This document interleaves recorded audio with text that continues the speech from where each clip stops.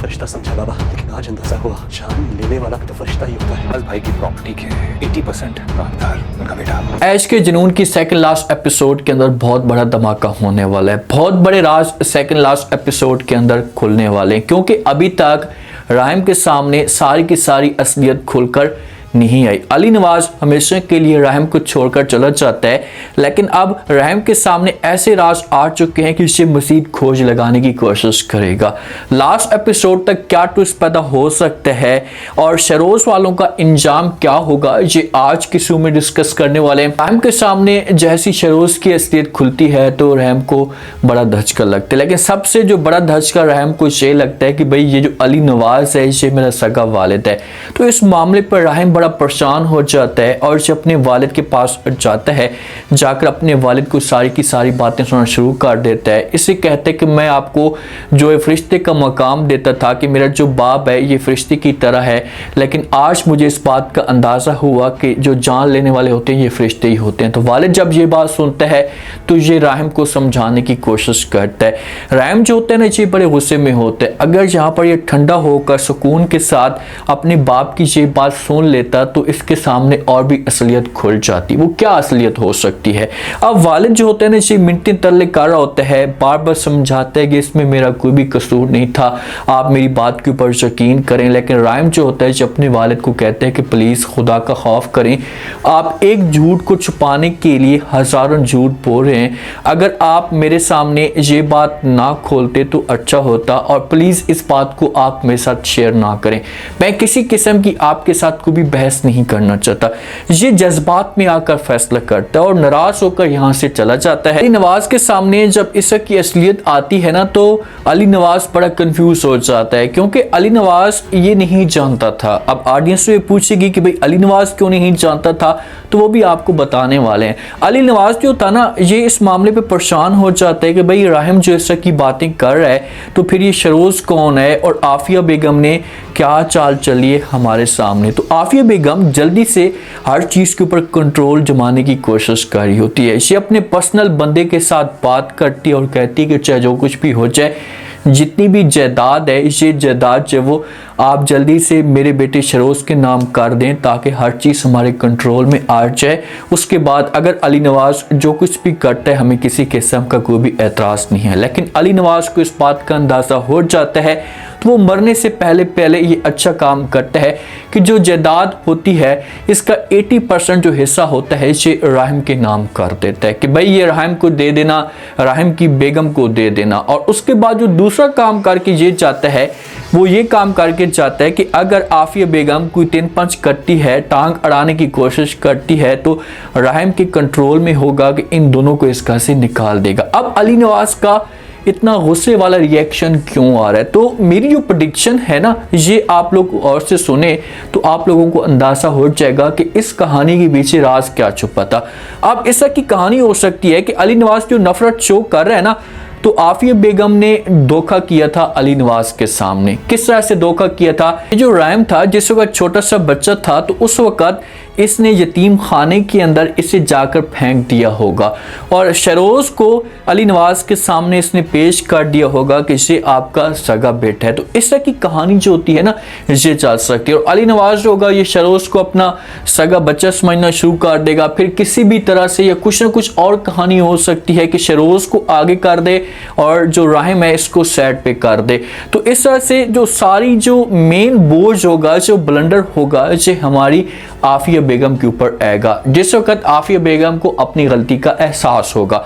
अब अली नवाज की हालत बहुत ज़्यादा ख़राब हो जाती है, ये बेचारा कोमे में चला जाता है, इसे हार्ट अटैक आता है, परेशान होता है। तो जैसे एमन को इस बात का पता चलता है तो एमन वाले सारे के सारे जो होते हैं ये लेकर चले जाते हैं डॉक्टर के पास, इसे एडमिट कर लेते हैं। रहम तो वहाँ पर मौजूद नहीं होता, रहम तो घर से बाहर होता है, बड़ा नाराज़ होता है। तो एमन जो होती है ये कॉल करती है राहिम को, उसे कहती है कि भाई आपका जो वालिद है ये बार बार आपको पुकार रहा है, आपके साथ बात करना चाहता है, आप जल्दी से आए। तो रहम उस वक्त नहीं आता, लेकिन जिस वक्त हॉस्पिटल का नाम सुनता है तो ये फिर भागता है, एमन के पास आता है कि कहाँ है मेरा वालिद, मैं उसके साथ बात करना चाहता हूँ। अगर ये उस वक्त बात कर रहता जिस वक्त ये गुस्से में था तो बहुत सारे मसले मसाइल जो थे ये हल हो जाते, लेकिन अभी भी हल हो सकते हैं। अभी भी बहुत सारी असलियत राहिम के सामने खुलकर आने वाली है। वालिद की जो हालत होती है ना, ये बहुत ज़्यादा ख़राब हुई पड़ी होती है। तो मरने से पहले पहले अली नवाज हो सकता है कि कुछ ना कुछ बात कर जाए, समझा कर जाए राहिम को, उससे माफ़ी भी मांगे और उससे ये भी कहे कि भाई मुझे इस बारे में कुछ भी नहीं पता था, मज़ीद भी आपने सच ढूंढने की कोशिश करनी और बहुत सारे जो सच होंगे ये आपके सामने खोल कर आएंगे। ये किसी भी पेपर के ऊपर लिख कर जा सकता है। अली नवाज की हो जाएगी डेथ। राहिम को इस मामले में बड़ा धचका लगेगा कि भाई ये सब कुछ क्या हो गया। अगर मैं अपने वालिद के ऊपर ऐसा गुस्सा ना करता तो कभी भी मेरा जो वालिद है ये मुझे छोड़ कर ना चाहता। अब आफिया बेगम बड़ी परेशान हो जाती है।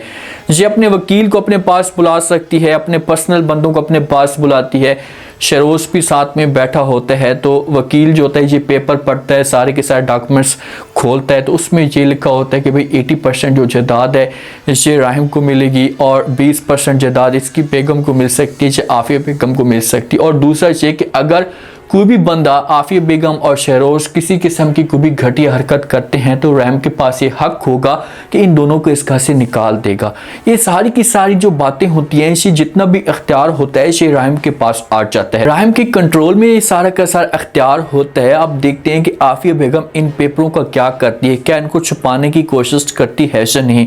डेथ हो जाएगी, राहिम को बड़ा गुस्सा आएगा और ये पुलिस को बुलाएगा और पुलिस को सबसे पहले जो वो शरोज को और आफिया बेगम को जो है वो किडनैप करवाने की कोशिश करेगा। या पुलिस को बोलेगा कि इसे पकड़ कर लेकर चले जाए।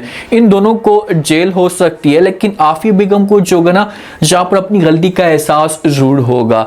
मेरे ख्याल में राहिम के सामने सारी असलियत खुलकर नहीं आई, बहुत सारी बातें इस वक्त छुपी हुई हैं। ये सेकंड लास्ट एपिसोड के अंदर लग पता जाएगा कि भाई क्या बातें हैं। वालिद ने धोखा नहीं किया। मेरी जो प्रेडिक्शन है ये वालिद ने कभी भी इसके साथ धोखा नहीं किया। आफिया बेगम ने कोई ना कोई चाल चली होगी। आफिया बेगम ने शहरोज को सामने किया होगा और राहिम को पीछे काट दिया होगा। इस तरह से वालिद ने फिर शहरोज को अपनी सगी औलाद समझना शुरू कर दिया होगा। अब नेक्स्ट एपिसोड में क्या ट्विस्ट पैदा होता है, लास्ट एपिसोड में शहरोज का अंजाम क्या हो सकता है। शहरोज एक दफा फिर जो होगा ये घटिया हरकत करने की कोशिश करेगा। शहरोज जो होगा ये अपनी तरफ से ट्राई करेगा कि एमन को जल्दी से मार दिया जाए। जिस वक्त एमन को मार दिया जाएगा ये राहिम को मारने की कोशिश भी करे, लेकिन अब शहरोज इस मकसद में कभी भी कामयाब नहीं होगा।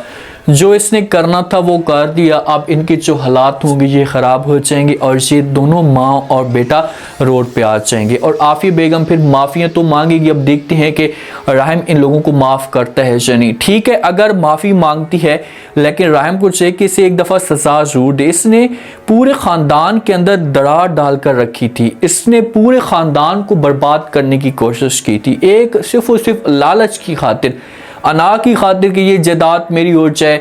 और ये किसी भी तरह से राहिम के ऊपर किसी को कब्जा नहीं करने दे रही थी। एमन के साथ भी इसने इतने बड़े जुल्म किए, गलत गलत मेडिसिन देती रही, सिर्फ और सिर्फ इस वजह से कि भाई राहिम के ऊपर एमन का कंट्रोल ना आ जाए। जायदाद को किसी का भी नहीं होने दे रही थी, लेकिन अब इसके पास कुछ भी नहीं रहेगा। अब इसके हालात जो होंगे इससे बहुत ही ज़्यादा ख़राब हो जाएंगे। सारी कहानी राहिम के ऊपर आई हुई कि वो क्या करता है। हाँ, एमन एक दफ़ा आ सकती है, बात कर सकती है, समझा सकती है कि भाई जो कुछ भी होना था वो तो हो चुका है, अब इसे आप माफ़ कर दें, इन लोगों को अपनी गलती का एहसास हो चुका है। तो राहिम कह सकते हैं कि अगर आप कहती हो तो फिर मुझे किसी किस्म का कोई भी एतराज़ नहीं है, मुझे इन लोगों के ऊपर यकीन नहीं आ रहा, वरना इनको जेल होगी, इनको उम्र कैद की सज़ा होगी। अगर नहीं भी होती इसे फिर मारने की कोशिश करते हैं तो फिर शहरोज की खुद डेथ हो जाएगी।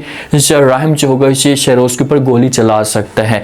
उम्मीद है आज का रिव्यू, आज का टीजर आप लोगों को पसंद आया होगा। आपने कमेंट सेक्शन में अपनी कीमती लास्ट में आपको क्या लगता है क्या नेक्स्ट आने वाले के साथ में, जिस हिसाब से अली नवाज ने सारे के सारे पेपर के ऊपर लिख कर गए, हर चीज़ वो बयान करके गए कि भाई मेरी जितनी भी जायदाद है इसके 80% से 90% राहिम को मिलना चाहिए। तो क्या राहिम ये सब कुछ ले पाएगा? अगर लेता है तो उसके बाद फिर मज़ीद असलियत इसके सामने कैसे खुलती है? बहुत सारी असलियत इसके सामने अभी बाकी है। वालिद की सारी असलियत खुलकर नहीं है, अगर खुलकर आती है पता चलता तो क्या इसको इस मामले पे अपनी गलती का एहसास होगा? लास्ट में फीडबैक दें और सब्सक्राइब भी कर दें।